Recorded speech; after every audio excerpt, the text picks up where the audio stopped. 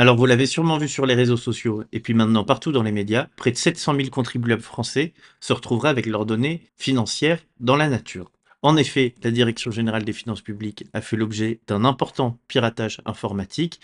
et le pirate a réussi à extraire un nombre très important de données qui concernent des contribuables et aussi des entreprises. Alors du coup, on est nombreux à se demander si nos données personnelles sont concernées, si nos comptes sont en danger et ce que pourraient faire les pirates finalement de toutes ces informations-là, et puis s'il y a des choses à faire pour se prémunir d'éventuelles arnaques. Alors si on prend la chronologie des événements, le sujet il est sorti entre le 12 et le 13 août, notamment sur les réseaux sociaux, puisque le pirate a commencé à essayer de commercialiser les données sur des forums spécialisés. C'est ça qui a forcé les pouvoirs publics à communiquer sur le sujet, ce qui n'avait pas été le cas auparavant. Mais en réalité, on se rend compte que l'intrusion sur les systèmes de la DGFiP date du mois de juin et de juillet 2026. Alors justement, quand on regarde le communiqué de presse qui a été publié par le ministère le 14 août dernier, on se rend compte que les accès malveillants au système d'information de la DGFiP ont été identifiés dès le mois de juin et de juillet 2026, qu'ils reposaient sur des usurpations d'identifiants à la fois d'un agent de la DGFiP directement, mais aussi d'un tiers qui était habilité à y avoir accès. Mais en réalité, la DGFiP reconnaît ne pas avoir identifié d'emblée les extractions de données qui ont été faites à partir de ces comptes qui ont été usurpés. Et ce n'est que bien plus tard que le ministère s'est rendu compte de l'étendue des données qui a été volée, et donc c'est là qu'on a le chiffre de 678 000 particuliers et professionnels, avec pour les particuliers des données importantes puisqu'on a le revenu fiscal de référence, le quotient familial, le taux de prélèvement à la source, et puis on se rend compte qu'on a aussi des données cadastrales relatives aux adresses et aux surfaces de biens immobiliers qui ont été consultées, c'est ce qui est indiqué ici, là sans plus de données précises sur ce qui a été extrait puisqu'on nous parle simplement de consultation. Et puis la DGFiP nous indique qu'ils sont encore en train d'investiguer sur la nature et le nombre de données qui ont été volées, que finalement ce chiffre de 678 000 particuliers et professionnels concernés, il pourrait augmenter à la hausse progressivement. Et donc la DGFiP nous indique qu'elle prendra directement contact la semaine prochaine avec les particuliers concernés. Et donc là, on comprend qu'à ce stade, aucune des entreprises ou des particuliers qui ont été concernés par cette fuite de données n'ont été informés par les services de l'État. Alors justement, j'ai remis dans cette petite planche la synthèse de ce qu'on sait et de ce qui a été volé, et on va voir que finalement, avec toutes ces données-là, des pirates peuvent faire beaucoup de choses, notamment pour organiser des arnaques. Finalement, c'est pas la première fois que les services de l'État sont piratés. On a un certain nombre d'opérateurs, d'agences de l'État qui sont régulièrement l'objet d'attaques informatiques. On avait en février 2026 le fichier FICOBA qui avait été piraté avec un peu plus d'1 million de comptes bancaires qui avaient été consultés à la fin du mois de janvier. Là maintenant, c'est près de 700 000 contribuables et donc on voit que c'est un sujet qui est très important et qui monte dans la société. Mais on voit qu'au-delà du communiqué de presse officiel du ministère, le ministre a directement réagi sur les réseaux sociaux, à la fois en reprenant des éléments qui figurent déjà dans le communiqué de presse, mais aussi en reconnaissant en creux que l'État est complètement en retard sur ces questions de cybersécurité, puisqu'il nous indique dans son tweet que l'État a accumulé certaines dettes techniques pendant des décennies et que les doctrines doivent être mises à jour. Et que d'ailleurs, ça s'inscrit dans le cadre d'un plan cyber qui a été annoncé un peu plus tôt par le Premier ministre. Et puis, il nous annonce un certain nombre de mesures d'urgence, la généralisation de la double authentification pour les agents, le déploiement de systèmes d'alerte précoce pour mieux détecter tout de suite après intrusion, la revue complète d'un certain nombre de systèmes, enfin, et du coup, on comprend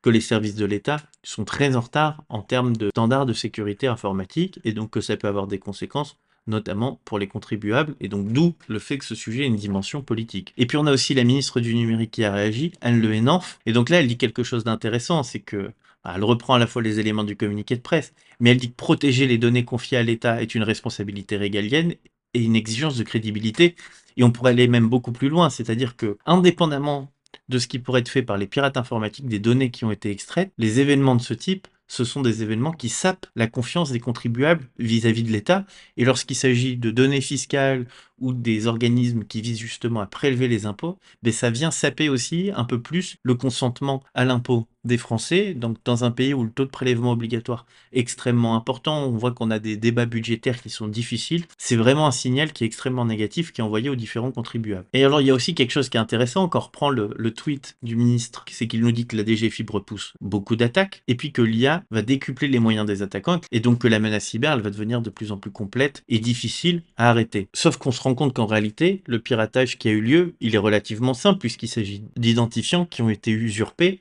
auprès d'acteurs qui avaient déjà un certain nombre d'accès. Et donc finalement, l'innovation en matière de piratage informatique elle n'est pas très importante et on est sur quelque chose qui est relativement classique. Peut-être que s'il y a une dimension de sophistication, c'est comment est-ce que le pirate a pu extraire autant de données des systèmes de la DGFiP sans que ce soit repéré par les systèmes d'alerte qui doivent exister à l'intérieur du ministère et sans que se faire couper finalement ses accès. Et donc on parlait de réaction des ministères et puis on disait que c'était un sujet de confiance entre le citoyen et l'État. C'est une préoccupation qui est très importante pour les pouvoirs publics et qui s'inscrit dans un contexte un peu plus général, c'est ce qu'on disait en début de vidéo. Et donc il y a un plan cyber qui avait été annoncé le 30 avril dernier, donc visiblement il n'aura pas empêché ce nouveau piratage informatique avec tout un tas d'annonces qui avaient été faites par le Premier ministre, à la fois pour augmenter les moyens dédiés à la cybersécurité dans les ministères, des changements dans la gouvernance avec la fusion d'autorités chargées un petit peu de l'organisation du numérique au sein de l'État avec la DINUM et la DITP. Donc la DINUM, c'est la direction interministérielle qui s'occupe du numérique au sein de l'État et la DITP, c'est la direction interministérielle qui s'occupe de la transformation publique. Donc le projet, c'était de les regrouper pour avoir une autorité qui ait plus de poids, notamment vis-à-vis des ministères, pour les obliger à se transformer. Et aussi un changement de doctrine avec une action plus proactive, c'est-à-dire tester des auto-attaques, utiliser l'IA pour détecter des failles, bien identifier aussi comment l'IA pourrait créer de nouvelles failles, et donc on voit bien qu'il y a une action résolue sur le sujet, mais qui n'a pas encore produit manifestement les résultats qui sont attendus. À tel point que le Premier ministre se saisit directement du sujet, puisqu'il a annoncé présider lundi une cellule interministérielle de crise qui viendra à la fois faire le point sur le piratage, mais qui sera aussi l'occasion de faire un point sur le plan de sécurisation des administrations publiques face aux risques cyber, donc qui avait été annoncé au mois d'avril, et de regarder comment est-ce qu'il se met en œuvre. Et donc on peut imaginer qu'il va y avoir beaucoup de pression sur les ministères pour avancer sur le sujet. Et la pression, elle vient aussi du monde politique, puisqu'on le voit, qu'il y a des réactions de toutes parts, puisque les sénateurs socialistes demandent l'ouverture d'une commission d'enquête, et puis on a tous les responsables politiques à l'approche de la présidentielle qui se précipitent pour faire des propositions et expliquer qu'il faut changer tout ça. Mais finalement, au-delà de ces enjeux politiques, si on reprend notre casquette de contribuable et qu'on essaye de regarder ce qui pourrait se passer pour nous, on peut faire le parallèle avec ce qui s'est passé dans le secteur de la crypto-monnaie. C'est-à-dire que, avec des adresses, on a des pirates et des criminels qui identifient des cibles à extorquer. Et donc on a ce cas assez intéressant dans la Somme, puisqu'on a un jeune couple qui avait acheté une maison et qui s'est retrouvé cambriolé à plusieurs reprises en quelques mois, le 24 juin, le 26 juin, le 17 juillet, dont des fois de manière violente, parce qu'en fait, c'est les anciens propriétaires qui étaient millionnaires en crypto-monnaie et leurs données financières s'étaient retrouvées mises en vente sur le dark web, et c'est ça qui avait attiré l'appétit des criminels. Et donc ça, c'est une illustration de ce qui peut se passer quand tout un tas d'informations et de données fuitent en ligne. Et c'est particulièrement vrai pour la crypto-monnaie, puisqu'en fait, la crypto-monnaie, par définition, s'échangent et se transfèrent très facilement, donc ce qui encourage les séquestrations et les actions de nature un peu plus violente. Pour les données qui ont fuité dans le cadre du piratage de la Direction générale des finances publiques, l'arnaque, elle va être un peu différente. On va pouvoir construire des arnaques qui sont beaucoup plus crédibles, c'est-à-dire que les pirates ont nos vraies infos et donc vont pouvoir faire des hameçonnages qui sont très crédibles, par exemple faire croire que l'administration nous doit de l'argent et doit nous rembourser un trop perçu par exemple sur les impôts, et de cette manière-là va essayer de récupérer à la fois des identifiants bancaires, des données sur notre carte.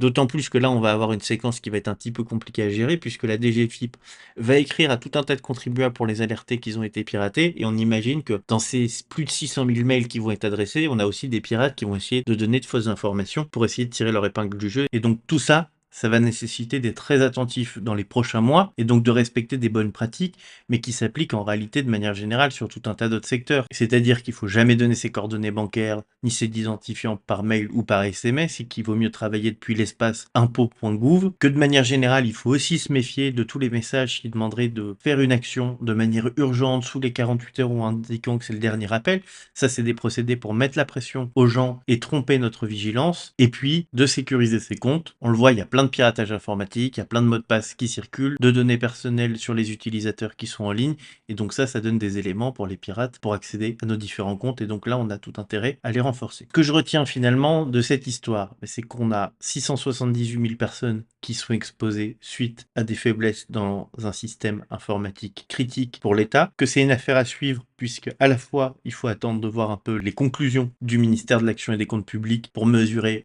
toute l'étendue de cette fuite de données, que cette affaire elle va aussi durer dans le temps parce que ces données elles vont être en vente et elles vont circuler pendant un certain temps et donc elles vont pouvoir être réutilisées par tout un tas de pirates informatiques, et donc c'est pas qu'un épisode qui va prendre quelques semaines. Toutes les personnes qui sont concernées par cette fuite de données, c'est potentiellement plusieurs mois, plusieurs années à être victimes de tentatives de fraude, voire d'actions plus violentes, comme on a pu le voir sur la question des crypto-monnaies. Et puis troisième élément, on parle de l'État, mais ces questions de cybersécurité et de fuite informatique, finalement, elles concernent l'intégralité des grandes entités. Quand on regarde la presse et l'actualité, évidemment, l'État est vulnérable, mais les grandes entreprises aussi. Le monde associatif, qui a d'ailleurs pas les mêmes moyens pour protéger ces systèmes, fait aussi l'objet d'attaques informatiques, et c'est un enjeu de société qui est majeur, et on peut imaginer qu'on ait des piratages qui soient vraiment critiques. Imaginons par exemple que l'assurance maladie se fasse pirater ses données, et que la consommation de soins d'un certain nombre de Français, que les pathologies soient portées à la connaissance des uns et des autres. Et ben là, on exposerait aussi des individus à tout un tas de